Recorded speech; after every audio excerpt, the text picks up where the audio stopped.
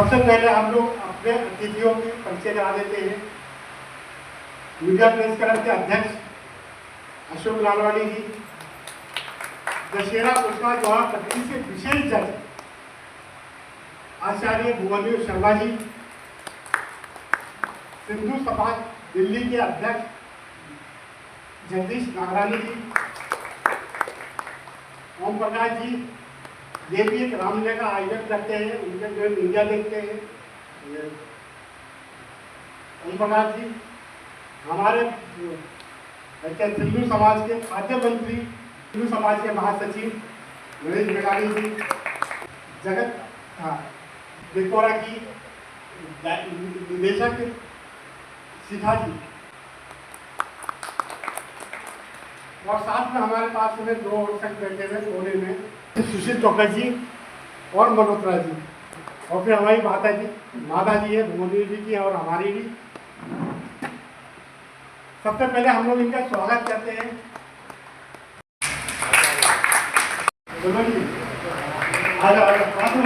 नरेश जी को तो हमारी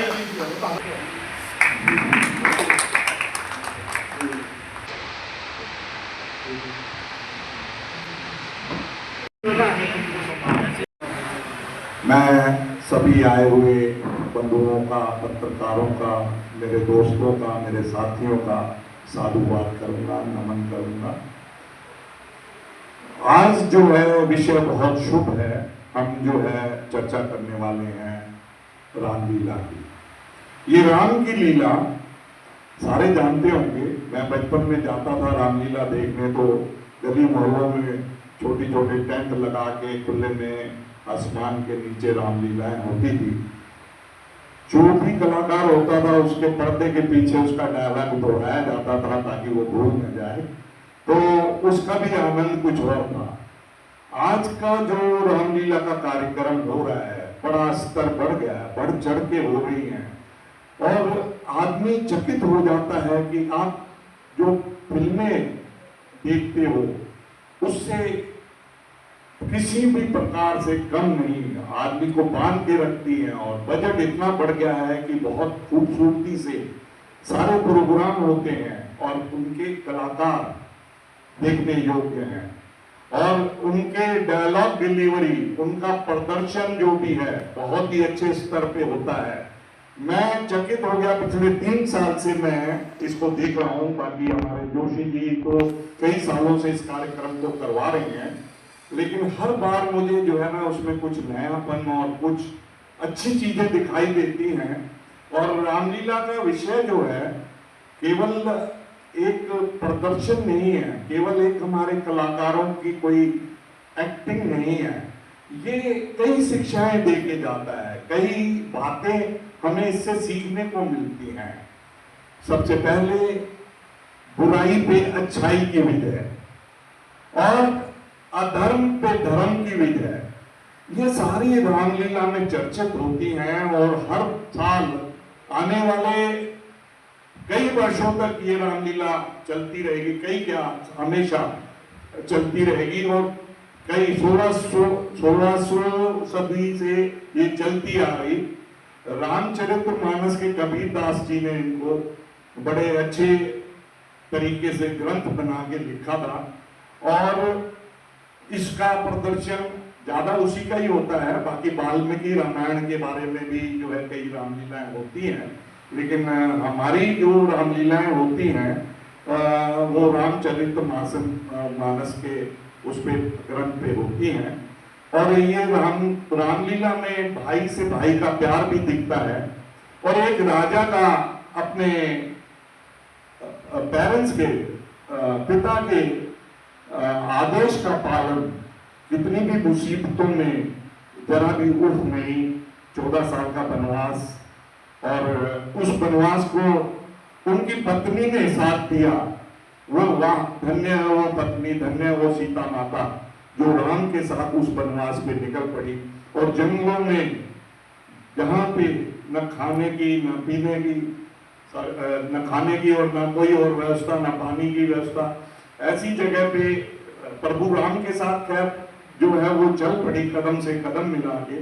और वो प्रभु राम एक राजा थे, महलों को छोड़ के जंगलों में पिता के आदेश का पालन करने निकल चले, और उनके साथ भाई ने भी साथ दिया, भाई लक्ष्मण ने भी साथ दिया, और उन्होंने जहां जहां गए एक संगठित विचारधारा से, एक अच्छे विचारधारा से, एक वानर सेना को भी जोड़ दिया। मनुष्य तो जोड़ते ही हैं, और उनके कई चीजें हमें देखने को मिली कि इसी कथा को, इसी ग्रंथ को बार-बार दोहराया जाता है ताकि आने वाली पीढ़ियों को भी हमेशा याद रखे।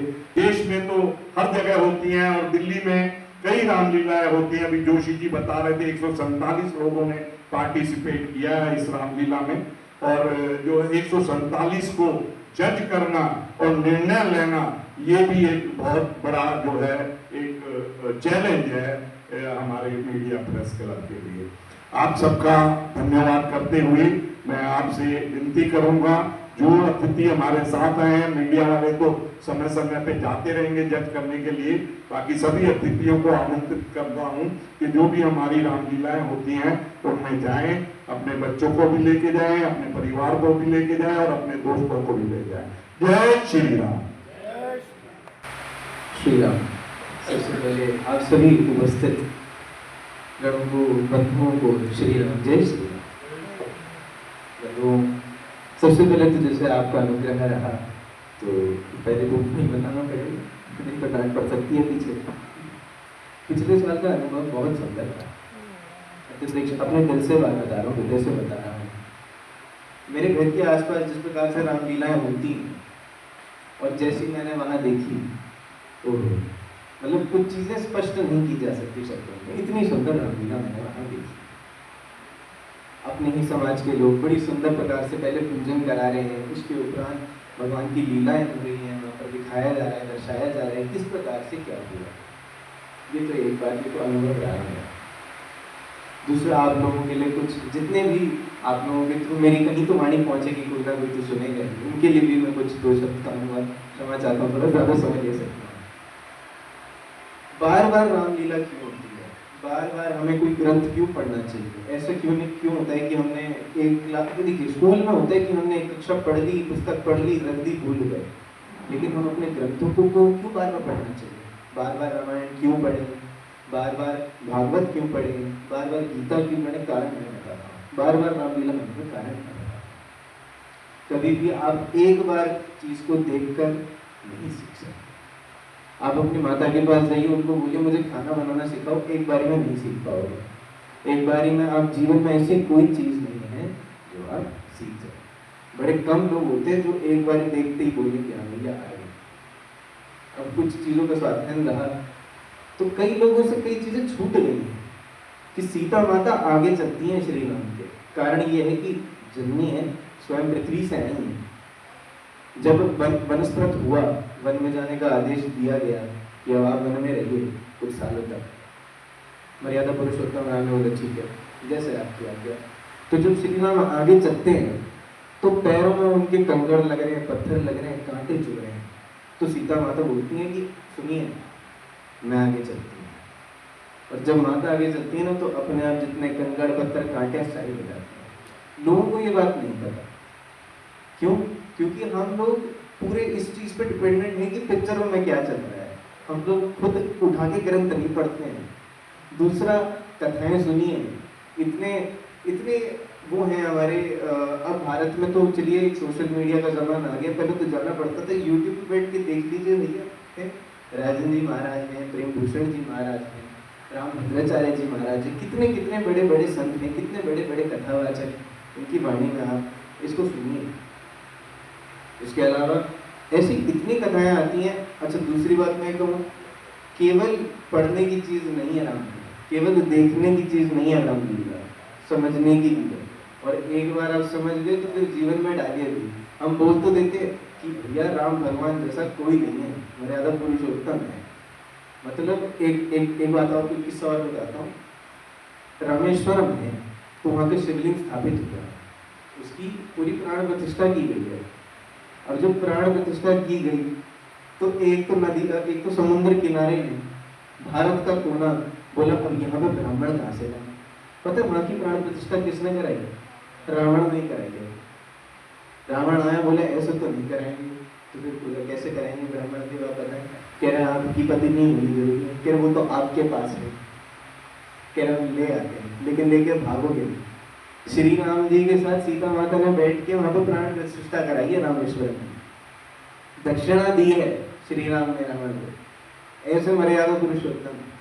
आगे देखेंगे तो जब युद्ध हो रहा है तो जिन जिन व्यक्तियों की मृत्यु हुई है उनको भी नमन कर रहे हैं, उनके लिए भी अशुभ आ रहे हैं कि क्षमा करना, मैं ऐसा हूं नहीं, मुझसे ये गलती हो गई है, मैं किसी को मारना नहीं चाहता था। हम लोग तो आज ऐसे लोगों को छूट के गाली देते हैं, लेकिन गाली देना भी पाप है, किसी के लिए गलत सोचना भी पाप है। और एक श्री राम, हम 2 मिनट में बोलते जय श्री राम, लेकिन जो श्री राम जी के चरित्र है वो अपने जीवन में कभी डालते हैं? ये करना चाहिए, ये गलत है। अपने जीवन में जो देखा है उसे उतारो, जो पढ़ते हो उसे सीखो, फिर खुद में उतारो। ये इसलिए नहीं हुई है लीलाएं कि आप देखो जय जयकार करो, भगवान को फर्क पड़ता तुम उनकी जय जयकार करो ना करो।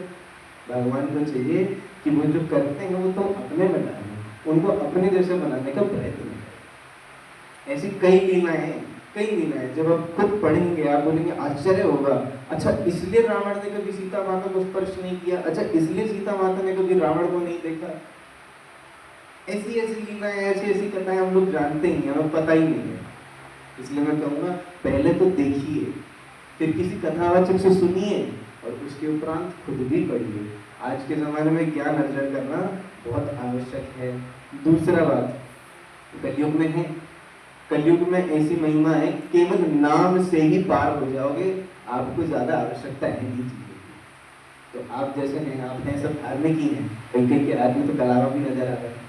आप लोग एक जीवन में और चीज़ उतारिए, तिलक भी लगा के चलिए, पता तो चले कि हमारे सनातनी है। वरना ऐसे चलोगे तो कैसे? ईसाई भी तो हो सकते हो भैया, ईसाइयों के कपड़े हमारे हिंदुओं के थोड़ी ना, सनातनियों के थोड़ी ना। कुर्ता पजामा पहन के तिलक लगा के चलिए, पता चलना चाहिए कि हमारे धर्म के लोग हैं। ऊपर से श्री राम देखे तो अरे ये तो मेरी टीम वाला है, रावण बेचारे के तिलक लगा हुआ है इसमें, तो ये तो हमारी संप्रदा का है। गौड़िया से अरे तो कृष्ण वाला है, ये तो भाई का है, पता चलना चाहिए। ऐसे अलग अलग अपने मस्तक पे चिन्ह लगाइए, पता चले कि आप कौन सी संप्रदा के हैं, आपका इष्ट है। ये कुछ कुछ चीजें अपने जीवन में उतारिए, खुद का स्वभाव चरित्र बदलिए और हमेशा प्रतिदिन प्रति क्षण, ऐसा एक क्षण ना, हर क्षण हृदय में एक चिंतन चलता है, किसका? राम का। सभी को जय श्री राम। जहाँ तक भगवान राम का है उनके बारे में तो कोई शक है ही नहीं, वो तो मर्यादा पुरुषोत्तम है। उन्होंने जो सबसे बड़ी चीज जो एक हमारे समाज में कुरीति है, भेदभाव की, ऊंच नीच को, उन्होंने उसको भी खत्म करा, शबरी के जूते फेर खाए थे। तो ऐसी जैसे आचार्य जी ने बोला कि रामायण पढ़नी चाहिए, बिल्कुल पढ़नी चाहिए, गीता भी पढ़नी चाहिए। रामायण तो मेरे ख्याल से मैंने पढ़ी हुई है, तो गीता का इतना नहीं, पर कोशिश करेंगे उसको भी पढ़े हम, अपने बोला तो कोशिश करके उसको भी पढ़ेंगे। और बाकी जो है जितने कथावाचक है, हमारे आचार्य जी भी आजकल अपना अच्छे कथावाचक हैं, और कभी मौका लगा तो इनका एक कार्यक्रम कर लेंगे हम यहाँ पे। अध्यक्ष जी आगे आ गया ना, अध्यक्ष जी बैठे, उनसे आगे ले लीजिए। तो अभी लोग वैसे अभी आप सबको मैं निमंत्रण देता हूँ, 18 तारीख को हमारा दिवाली का कार्यक्रम है, और फिर 18 अक्टूबर, और फिर जनवरी में जैसे ही अपना राम जन्मभूमि का मंदिर बनाया, हर साल हम यहाँ पे करते हैं, अखंड रामायण का पाठ भी रखते हैं, और उसके बाद अगले दिन महाआरती भी होती है और शाम को दीपोत्सव भी होता है। तो जब आचार्य जी पिछले साल भी आए थे, उससे पिछले साल भी आए थे, तो इस बार भी है। इस बार मेघा तिथि निकली है 21 और 22 जनवरी की तिथि निकली है, तो 21 जनवरी को हम अखंड रामायण का पाठ रखेंगे, और फिर 22 जनवरी को वही सुबह महाआरती होगी और शाम को दीपोत्सव होगा। जय श्री राम। ये समझ में आई उन लोगों को, हम सब जानते हैं कि राम मर्यादा पुरुषोत्तम थे और हैं और रहेंगे। मैं तब एनपीसी जो कि कंस्ट्रक्शन समाज को दायित्व देता है, हमने एक पीड़ा उठाया जो आचार्य जी ने कहा कि अपने अंदर उतारे, तो हमने अपने अंदर उतारने की कोशिश करी है। और हमने एक नया नारा दिया है, हम निर्माण पुरुष की बात करते हैं। कंस्ट्रक्शन का मतलब डिस्ट्रक्शन नहीं है, और हम जो कर रहे हैं वो डिस्ट्रक्शन कर रहे हैं, वो निर्माण नहीं। निर्माण वो होता है जो पृथ्वी के साथ चले, जो सस्टेनेबिलिटी के साथ चले और जो चेतना के साथ चले। तो हम यहाँ से आह्वान कर रहे हैं निर्माण पुरुष का, एक ऐसा व्यक्तित्व जो अंदर से निकलता है, जो श्री राम के आदर्शों पे चलता है, और जिसकी हम बात कर रहे हैं कि आओ मन के सब साथ चले, निर्माण पुरुष को जगाएं। पेड़ ना होंगे कुछ ना होगा। तो हम नया जो अध्याय लिखना चाह रहे हैं उसमें हम ये कह रहे हैं कि हमें सैपलिंग की पूजा साथ होनी चाहिए। ये प्रण लेना चाहिए कि अगर हम कुछ डिस्ट्रक्शन कर रहे हैं तो साथ में निर्माण जरूर हो और पृथ्वी को साथ लेके चलें। हम सबसे बड़ी भूल करते हैं, हम प्लांट अ ट्री करते हैं, उससे क्या होता है लगाते और निकल जाते हैं। अगर हम उसकी पालन नहीं करेंगे, पोषण नहीं करेंगे तो मर जाते हैं। करोड़ों पेड़ लगते हैं लेकिन पैदा नहीं हो पाते क्योंकि हम उसकी पालन नहीं करते। तो कहने का मतलब सर था, जो मैं बोलना चाह रहा था कि हमारा जो ये पंथ, जो हम निर्माण पुरुष की बात कर रहे हैं, निर्माण पुरुष में हम ये चाहते हैं कि सर जब हम कोई पूजा करते वास्तु की तो उस समय बीज की पूजा करा दे, तो साथ में क्या रहेगा, कहीं ना कहीं उसका जुड़ाव रहेगा कि ये घर बना रहे हैं तो 2 साल लगता है, 1 साल लगता है, तब तक वो पौधा भी बड़ा हो जाएगा। तो वो एक बात हमारी है। धन्यवाद। जय श्री राम। मेरा नाम शिखा मिश्रा है और मैं एक पेंटिंग, जो आप लोगों ने अपने घरों में देखा होगा, एक नॉर्मल सा पेंटर आता है कि हमें पेंट का काम करता है, बस उसी में कुछ बहुत चीज़ों में सुधार करके दीवारों पे टेक्सचर, वॉलपेपर, कुछ इस तरीके का काम मैंने शुरू किया। और जब मैंने ये काम किया तो जैसे अभी सर ने निर्माण पुरुष की बात की, तो मुझे ऐसा लगता है कि कोई भी पुरुष बिना स्त्री के अधूरा है। तो जहाँ पे शिव है वहाँ पे शक्ति का होना बहुत ज़रूरी है। अगर निर्माण पुरुष समाज को बना रहा है राम के आदर्शों पे, जैसे अभी स्वामी जी ने बताया कि माता जी आगे चलती थी और कंकड़ कांटों को किनारे करते हुए और राम जी को मार्ग देती थी आगे जाने के लिए। ऐसा ही मेरा भी मानना है कि अगर महिला आपके किसी भी क्षेत्र में साथ में है तो डेफिनेटली आपको आगे जाने के लिए बहुत प्रेरणा मिलेगी, मार्गदर्शन मिलेंगे और आप अच्छा काम कर पाएंगे। और मैं जोशी जी को सबसे ज़्यादा मुबारक देता हूँ कि उन्होंने अपनी पूरी टीम के साथ बहुत अच्छा हर साल प्रोग्राम करते हैं। धन्यवाद। जय श्री राम। जय श्री राम। मेरा नाम ओम प्रकाश हुआ। मैं जोशी साहब के साथ पिछले कई सालों से जुड़ा हुआ हूँ। पहले भारत सरकार में था, फिर PSUs में आया और पावर फाइनेंस कॉर्पोरेशन से मैंने रिटायरमेंट ली as head of media, head of communication. उसके बाद भी हमने कई जगह काम किया, लेकिन सबसे बड़ी चीज़ है जोशी साहब का, हम देखते हैं इनका जो एम होता है वो टारगेटेड होता है, और ऐसा टारगेट होता है कि उस चीज में वो हर जगह सफल ही होते हैं। इन्होंने एक डिसाइड किया था दिल्ली में कि मैं एक प्रेस क्लब बनाऊंगा, parallel press club of India के, और इन्होंने उसका निर्माण कर दिया और इनके साथ हमारे पास से 200 से ज़्यादा पत्रकार जुड़े हुए हैं। हमारे बगल में आचार्य जी बैठे हुए हैं, ये भी उसी तरह से इज्जत देते हैं। हमारे अध्यक्ष महोदय हैं, सब लोग हैं सिंह समाज के, ये लोग भी बहुत इज्जत देते हैं, और सबसे आप लोग भी बहुत काफ़ी इज्जत देते हैं। मैं चाहूँगा कि इनको सिर्फ कुछ सपोर्ट की जरूरत है। वो सपोर्ट क्या है कि इनके हर प्रोग्राम में यदि हम और आप जैसे लोग कंधे से कंधे मिला के काम करें, तो जिस काम में लगे हुए हैं वो काम एक्चुअली सोशल सर्विस है, और उसमें क्या है कि लोग का अपग्रेडेशन होता है। तो लोग का अपग्रेडेशन मतलब कि आपका अपग्रेडेशन, मेरा अपग्रेडेशन, और इसमें ये सम्मिलित है और ये काम कर रहे हैं। और यदि हमने इनको सपोर्ट नहीं किया तो फिर हम लोग का यहाँ होना बेकार है। इसलिए मैं चाहूँगा कि हर तरह से, हर जगह से आप कंधे से कंधे मिलाकर इनके साथ चलें और देखें कि इनका क्या एम है, कैसे ये टारगेट अचीव करते हैं, और उस टारगेट में यदि आप थोड़ी बहुत कंट्रीब्यूट कर सकें तो बहुत बड़ी चीज़ है। कंट्रीब्यूशन मतलब ये नहीं कि मॉनिटरी कंट्रीब्यूशन ही हो। कंट्रीब्यूशन किसी भी तरह का हो सकता है। जैसे इन्होंने एक ऑर्गेनाइज किया इस प्रोग्राम को, इस प्रोग्राम को यदि आप पूरे दिल्ली में प्रचारित कर दें, दिल्ली में सर्कुलेट कर दें कि साहब इस तरह का कार्यक्रम हुआ और यहाँ पर इतने बड़े बड़े लोग, इतने विद्वान लोग आके सम्मिलित हुए, तो ये बहुत बड़ी चीज होगी। ये हम लोग के लिए समझ लीजिए कि more than best achievement of this 10 days programs होगा।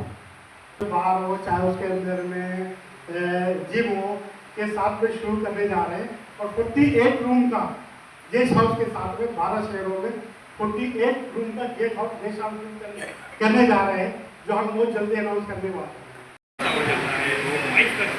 सर, ये रिफ्रेश दशहरा पुरस्कार 2025 को लेकर आज जो पेशी हुई है उसके बारे में बताएं, आखिर क्या एजेंडा रहा आज का? आज का एजेंडा बहुत अच्छा रहा। आज प्रेस वार्ता थी जिसमें हमारे ऋषि जी आए, उनके और भी हमारे साथ जो हमारे साथी हैं, दोस्त हैं, पूरे मीडिया के लोग हैं, सभी आए और इस पे बहुत अच्छी चर्चा हुई।